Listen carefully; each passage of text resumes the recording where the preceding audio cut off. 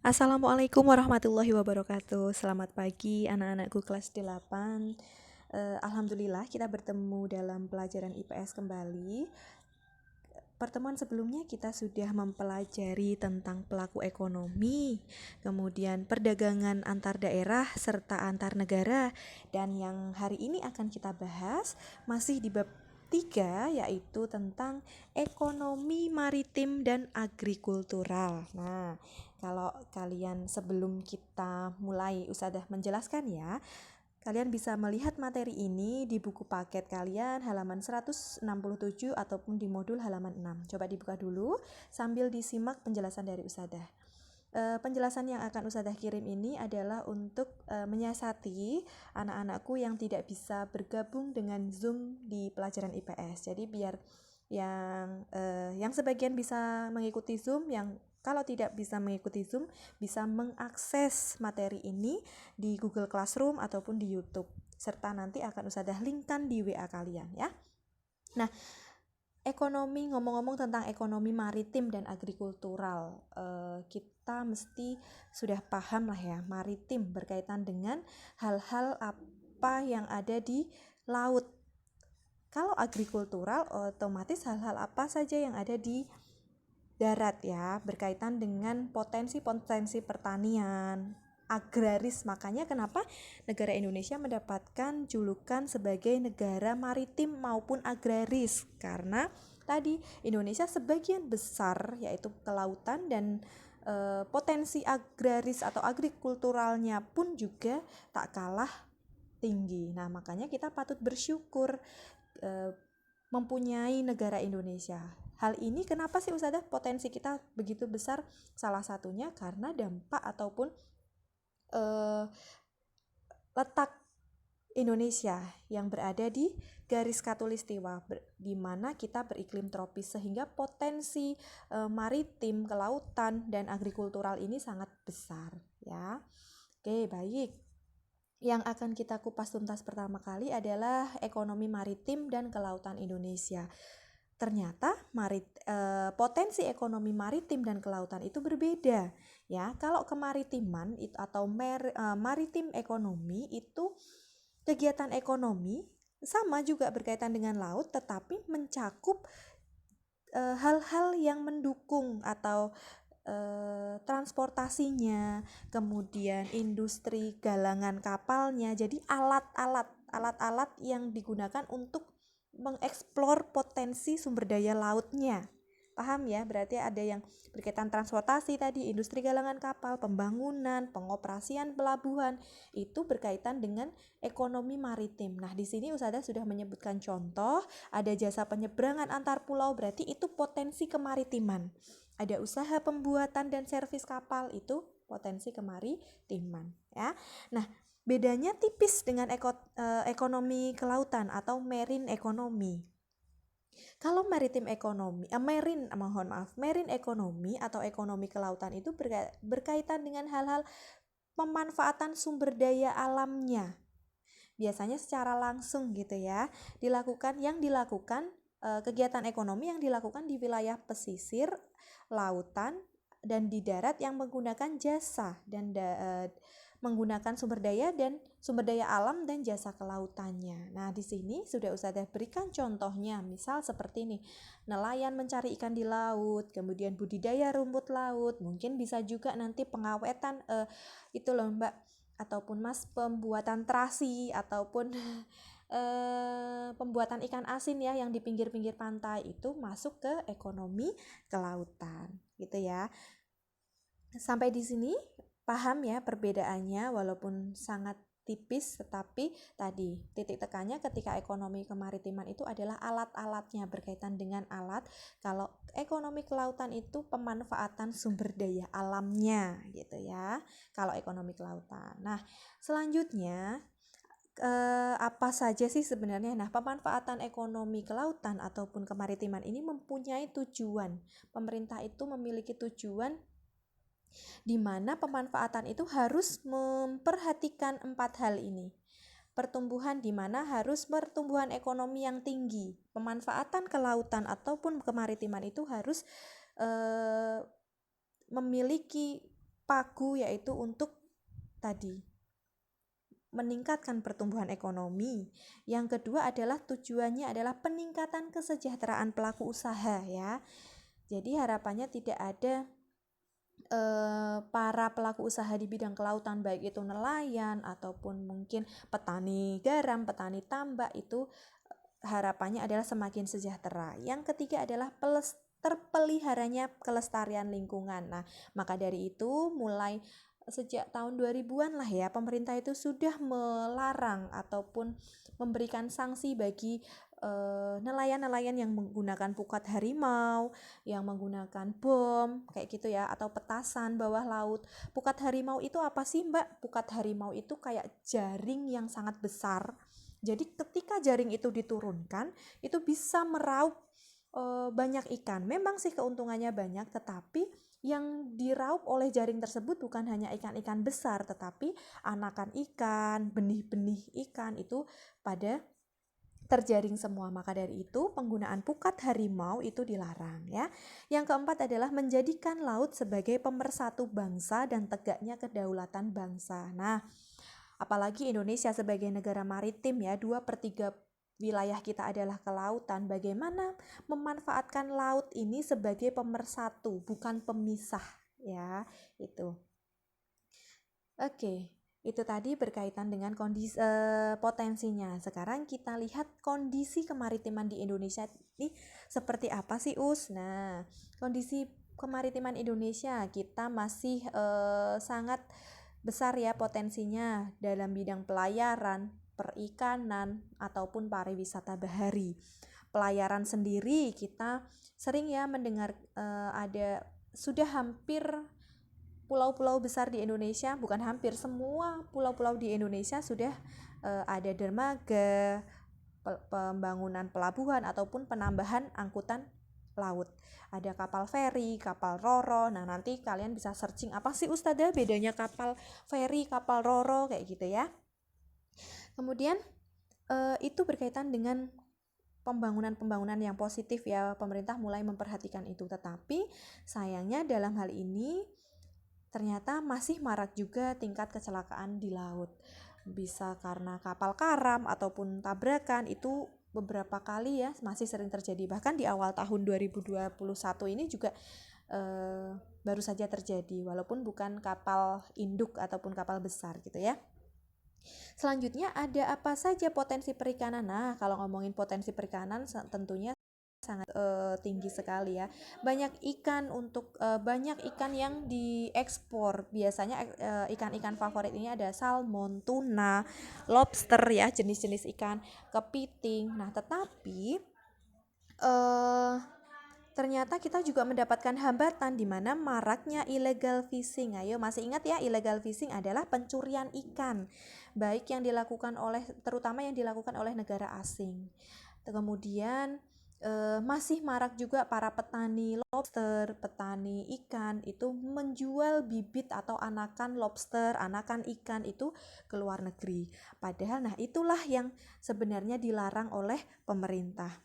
Bahkan kemarin sempat ya 2 tahun yang lalu ketika Menteri Kelautan dipegang oleh Ibu Susi, itu banyak sekali kapal-kapal nelayan asing, kemudian penangkapan ketika para nelayan menjual bibit lobster. Nah, kenapa dilarang Ustazah? Karena anakan itu bisa dikembangkan lagi. Ketika anakan itu misalnya dijual 10.000, padahal ketika dia sudah menjadi lobster besar itu bisa menjadi 100.000. Nah, maka dari itu kenapa enggak kita memanfaatkan kalau sudah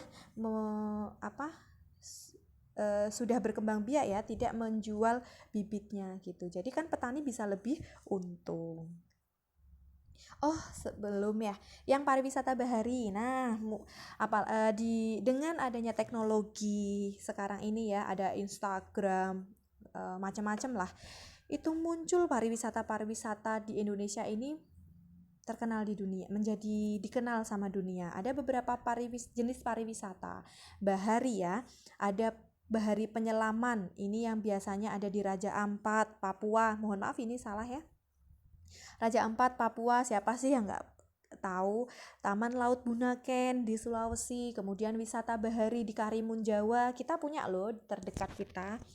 Wisata penyelaman dekat kita yaitu Karimun ya, di daerah Jepara.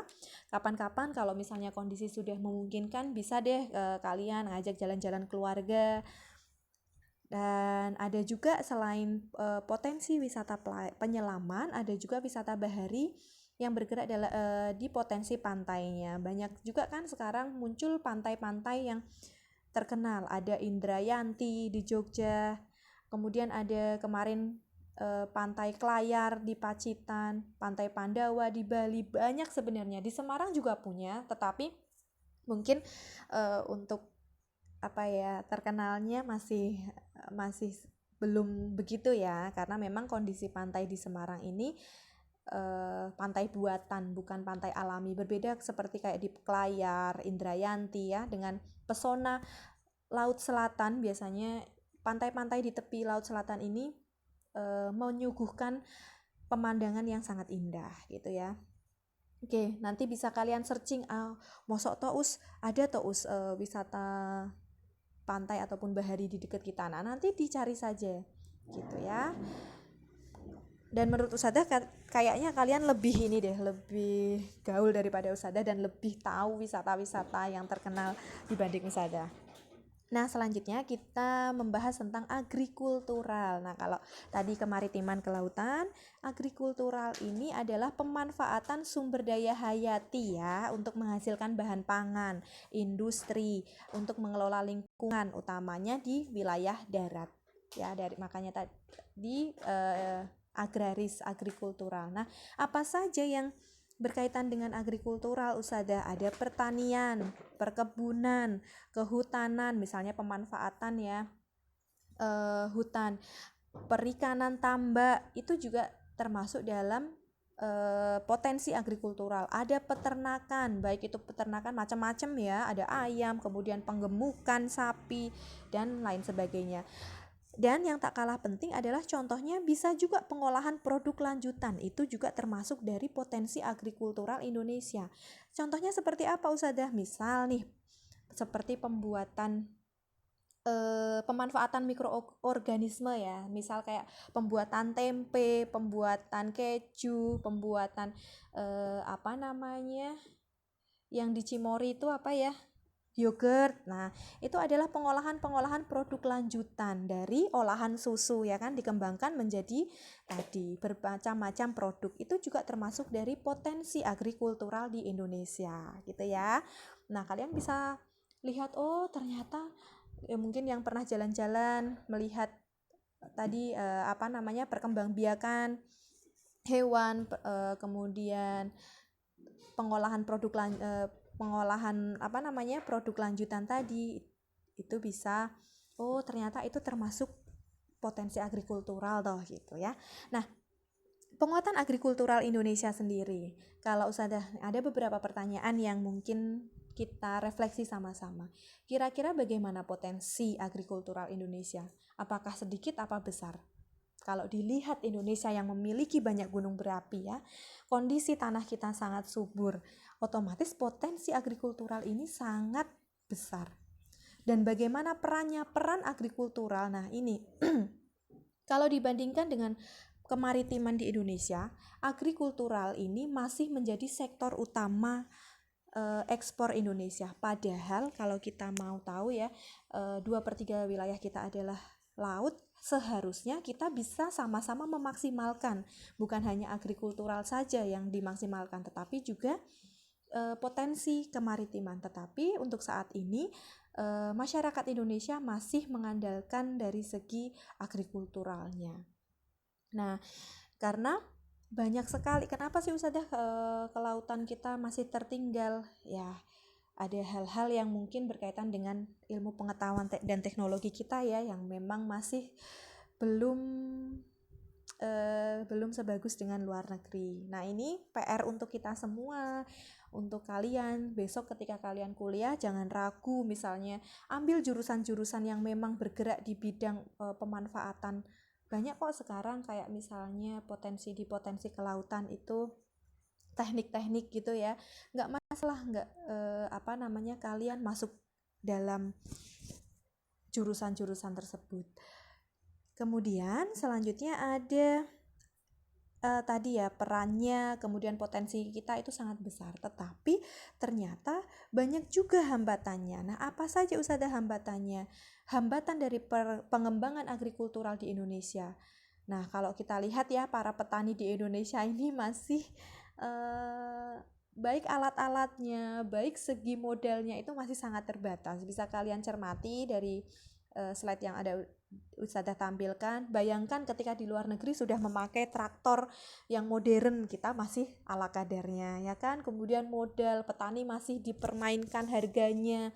Bahkan ketika yang kemarin terbaru ada petani telur ya, peternak telur yang membuang telurnya karena saking kecewanya harga telur turun, padahal mereka modalnya sangat besar. Nah, itu jadi perlu adanya campur tangan pemerintah, campur tangan kita semua untuk memajukan produk-produk dalam negeri. Nah, selanjutnya apa saja strategi pengembangan agrikultural yang dilakukan oleh pemerintah nih? Ada misalnya eco farming adalah apa sih Ustazah? Contohnya penggunaan produk ramah lingkungan ya, pupuk ramah lingkungan, pakan ternak dari sisa jerami, budidaya ikan dalam lahan yang sama. Eco farming itu bagaimana memanfaatkan pertanian tetapi masih memperhatikan kondisinya untuk kondisi pertanian itu biar tidak rusak gitulah. Yang kedua ada juga yang dilakukan pemerintah, ada distribusi pupuk secara merata. Apa aja Ustazah yang sudah dilakukan oleh pemerintah? Pemerintah memberi subsidi, kemudian membentuk kelompok tani, itu salah satunya untuk mendistribusikan pupuk biar bisa merata. Dan selanjutnya ada juga kebijakan pemerintah yaitu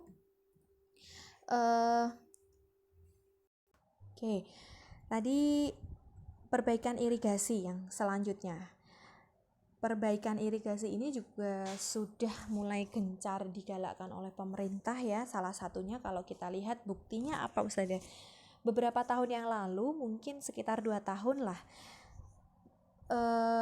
kalau ada dari kalian yang mungkin rumahnya di daerah Blancir, kemudian maksudnya Kelipang situ ya, kalian bisa melihat ada beberapa perumahan di daerah Plamongan Sari, Blancir, yang sepanjang jalan ada ruko-ruko itu digusur ataupun direlokasi ke wilayah-wilayah lain. Itu salah satu dari penertiban Dinas Pengairan di Kota Semarang. Yaitu untuk apa Ustazah? Karena aliran tersebut digunakan untuk jalur irigasi. Ada juga misalnya optimalisasi bendungan ya kan, pemerintah Kota Semarang juga mulai mengoptimalisasi banjir kanal barat ataupun timur, kemudian juga mulai mengoptimalisasi pintu air. Itu salah satu untuk tadi mendukung perbaikan irigasi yang ada di Kota Semarang, itu contohnya. Di wilayah-wilayah lain juga banyak. Nah, ini kan wilayah yang terdekat kita ya, Ustazah memberi contoh seperti itu. Nah,